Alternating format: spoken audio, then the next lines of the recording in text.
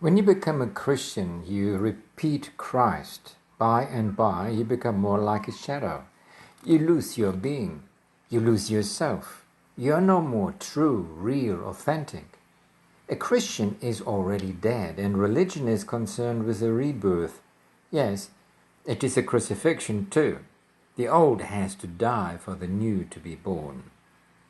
But following a dead creed, dogma, a church, you never allow the old to die, and you never allow the new to be born. You never take a risk. You never move in danger. When Christ goes to face his own being, he is moving dangerously. He is taking a great risk. He is going into the unknown. Just the other night, I initiated a young man into sannyas, and I told him to seek the unknown. He said, "But why? And how? How can I seek the unknown? That which I don't know, how can I seek it?" We only seek the known. But if you only seek the known, you will never know God, because you don't know God. If you seek the known, you will move in a circle, in a rut. You will become mechanical. Seek the unknown, because through seeking the unknown, you move out of the rut, out of the repetitive mechanical way of life. He's also right. He says, how to seek the unknown. Drop the known. Don't cling to the known and wait for the unknown. If you don't cling to the known, if you put the known aside, the unknown comes on its own accord. The unknown is just waiting at the door, but you are so full of the known that there is no space left for the unknown to come in. The unknown would like to become a guest, but the host is interested only in the known. The host is too much occupied with the known. The host is not free to even look at the unknown. Yes, I can understand his question, how to seek the unknown, because whatsoever you seek will be the known. Mind cannot seek the unknown, so mind is the barrier for the unknown. Mind can only seek the known again and again and again.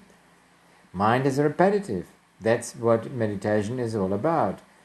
The way, the art of dropping the mind, at least for a few moments, so you can look at the unknown, not knowing where you are going, but those are the most beautiful moments. When you don't know where you are going, when you don't know who you are, when you don't know the direction, the goal, when knowledge exists not. When knowledge exists not, there is love. Knowledge is against love. Knowledgeable people cannot love. And people who can love are never knowledgeable. Love makes you wise but never knowledgeable. Knowledge makes you cunning and clever but never loving. The known is the mind. The unknown is God. And Jesus says God is love.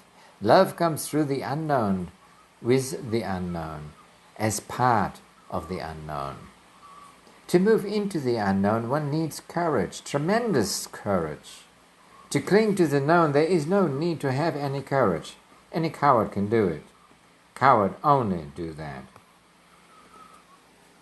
When you become a Christ, you are a coward. When you become a Mohammedan, you are a coward. When you become a Hindu, you are a coward.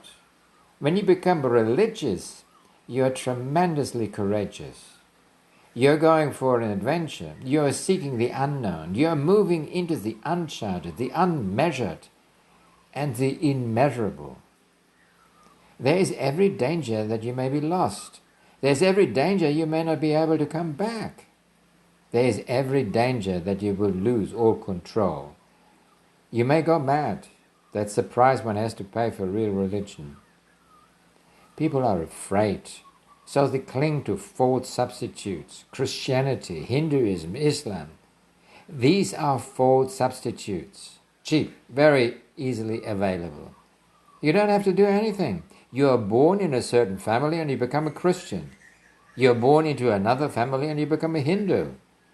You have not done anything. You have not chosen anything consciously. You have not moved an inch. There has been no pilgrimage. You have not searched. Of course, then religion can only be just a label, and these labels become pathological. Why does it become pathological? Because your inner reality remains different, and the label is totally different. Peek deeply into a Hindu and a Mohammedan and a Christian and a Jaina and a Buddhist, and you will find that only labels differ, deep inside the same human being. And these labels create trouble. The Bible goes on saying, love your enemy, and you cannot love even your friend. You cannot love even yourself, and Jesus says, love your neighbor as you love yourself. And you cannot even love yourself. How can you love your neighbor? And Jesus says, love your enemy. And you have not yet known even how to love your friends, how to love your beloved. You don't know the way of love. Then what will you do? You will pretend. You will become a hypocrite. You will become a false entity. This is a pathology. You will become dual. Deep inside you will become else. And on the surface you will go on pretending something else. Deep inside, tears, and on your face you will go on smiling. This will tear you apart. This is what schizophrenia is. This is what split personality is. This is the root cause of all neurosis. Hence, religion becomes pathological. Imitated religion creates pathology. A neurotic world, realized by oneself, religion gives you tremendous health, well-being, celebration of life, joy, benediction. These two different types of religion have to be understood well. If your religion is just borrowed, it will create trouble in your life because it will be against life. Every moment you will feel it is against life. It will be life negative. It will make you a masochist. It will start torturing yourself because you will always find yourself in conflict with your religion. What to do? You feel guilty. Each moment of your life will become a moment of guilt, whatsoever you do. Even if you are sipping a cup of tea innocently, there are religions which will make you feel guilty. In Mahatma Gandhi's ashram, tea was prohibited. If somebody was caught sipping tea, he was punished. He had to fast for 1 day or for 2 days as a punishment. Now, just as an innocent thing like tea can create guilt, what to say about other things? Anything. You find anything and you will find some religion or other condemning it. These condemnations don't allow you to live a full life. And when you cannot live a full life at the optimum, you will never know what God is, because God can be contacted only at the optimum. When your flame is burning bright, when your torch is burning from both ends, when you are a fire of living energy, only then, at the optimum, at the maximum, at the peak, you will have your first glimpse of God. When you are at your peak, that is the first step towards God. Abraham Maslow is right when he says that peak experiences make a man healthy, and only a healthy man can have a peak experience. Yes, that is right. Whenever you can have a peak, whenever you can get absorbed in any moment totally, the door opens. You touch the feet of God at the peak of your experience, when you are at the crescendo. That's why Tantra says, in making love, when your orgasm is total, when your whole being is involved in it, every fiber of your being is throbbing and pulsating, every cell of your body is alive, totally alive, and you have become just an ocean, and you are completely lost and you don't know where you are. All boundaries have merged. In that moment of orgasm, you have your first glimpse of God, the first glimpse of Satori, Samadhi, Nirvana. But in any situation, if you can come to the peak, you will attain a glimpse of God. But your so-called religions don't allow you any peak. They cripple you, they paralyze you, they cut you short. They only allow you a minimum of life. That's what renunciation means. Live at the minimum. Only basic needs have to be fulfilled. Your so-called religions don't teach you how to overflow. They only teach you how to become more and more narrow. They make you tunnels, narrow tunnels. Real religion will make you open as the sky. A real religion is bound to be affirmative. Jesus is affirmative, tremendously in love with life. Christians are not life affirmative. Krishna is life affirmative, dancing, singing, loving. Hindus are not life affirmative. Their so-called Mahatmas, their so-called saints, are all life negative, poisoning life. If religion happens as your own experience, you will always find this distinction. Your religion will be life affirmative. You will say yes to life, and you will say yes totally. You will become a yay-sayer, and through that yes, God enters you. If your religion is just a conditioning, borrowed, cheap, a substitute, imitative, then it will be life negative. You will be afraid of living. You will feel guilty. You will always be confused about what to do and what not to do. Is it right? Is it wrong? Is it good? Is it bad? Borrowed religion never goes beyond morality. Authentic religion is amoral. It is always beyond morality, good and bad. It knows no distinctions. If you understand this, you will be able to understand these beautiful sutras of Kabir. He is not a Hindu. He is not a Mohammedan. He is not a Christian. He is simply an authentic man, and his sayings are of the purest saying in the world. And he is not worried about anything. Whatsoever he has felt, he has said it, without any compromise. Before we enter the sutras, 2 or 3 more things. 1. Down through the centuries, religion has existed as a renunciation of life, escape from life. Life is wrong. Become a monk, an ascetic. Drop out of life, as if to be alive is a sin, as if to be alive is a punishment. That's how so-called religious people have always been thinking. You are sent into life because you have sinned in your past lives. You have been thrown here to be punished. That is the Hindu concept. The Christian concept makes you an even greater sinner because Adam disobeyed God. So every man, from the very beginning, is a sinner. You are born in sin.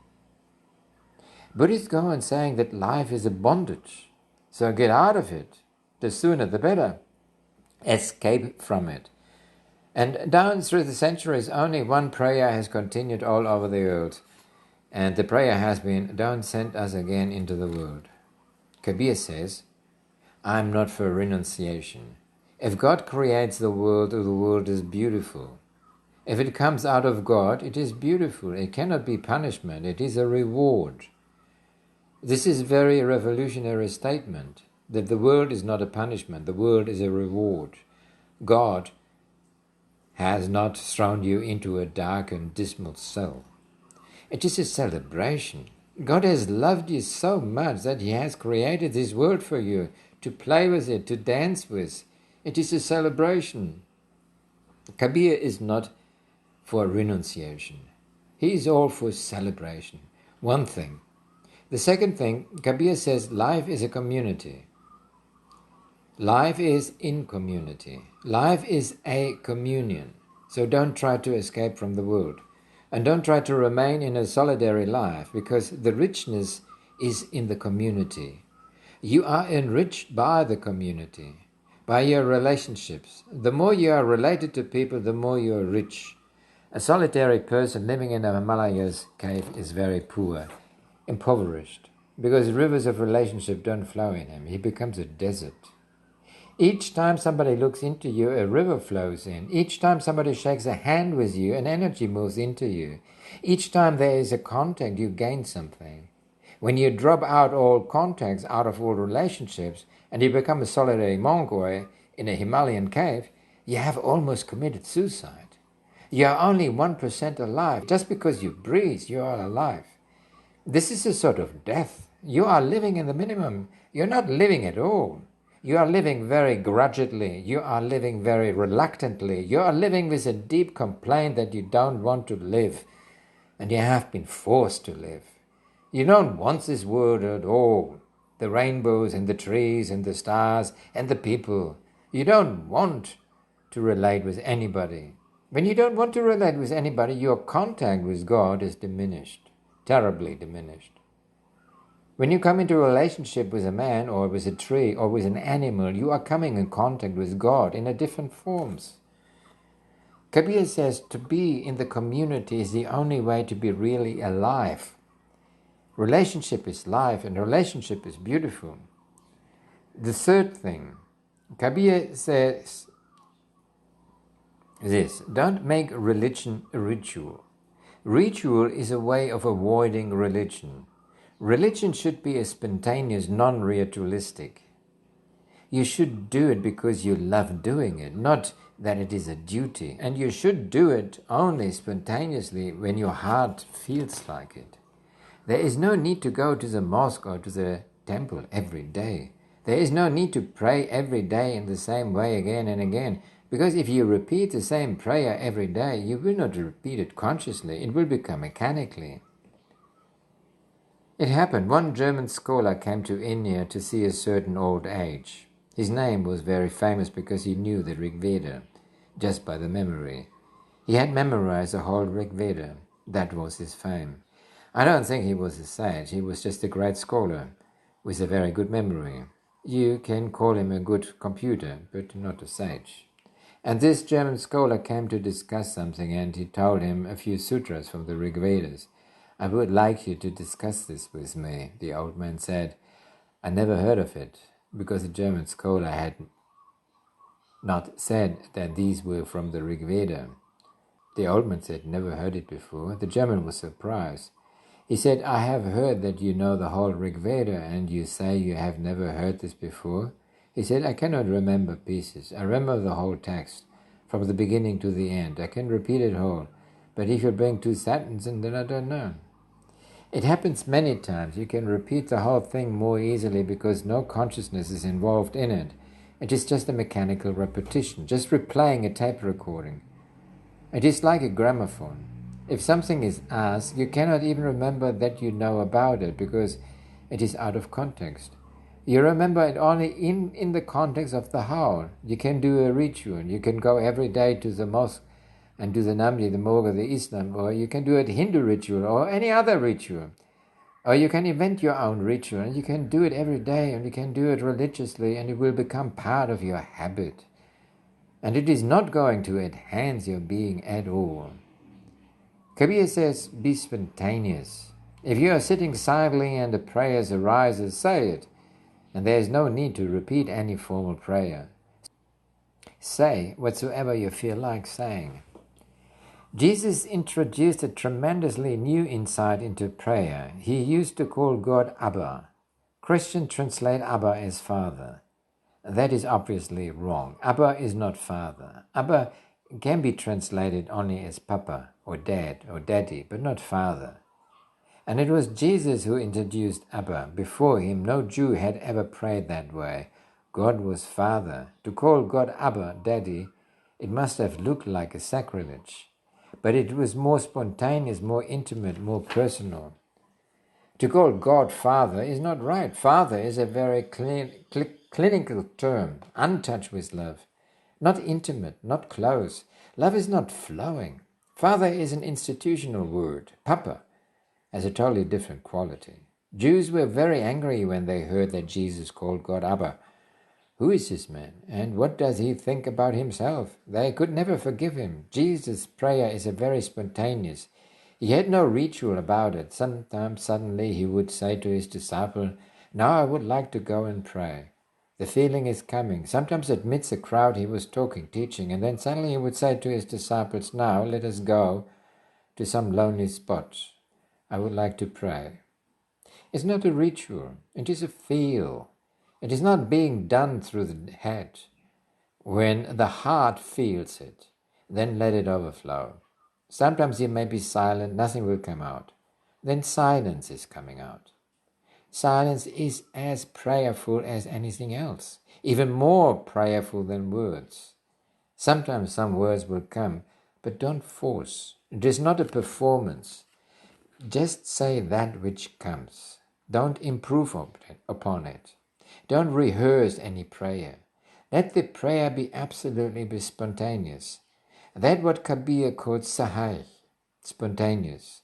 And he says, if you remain spontaneous, by and by you will come to samadhi. By and by you will come to those inner spaces where everything disappears. Those tremendously beautiful blanks, emptinesses, where nothing is left. And only in that vacuum God descends and you are fulfilled.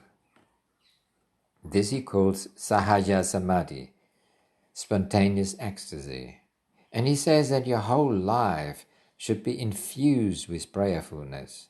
The religion should not be a part. It should be your whole life.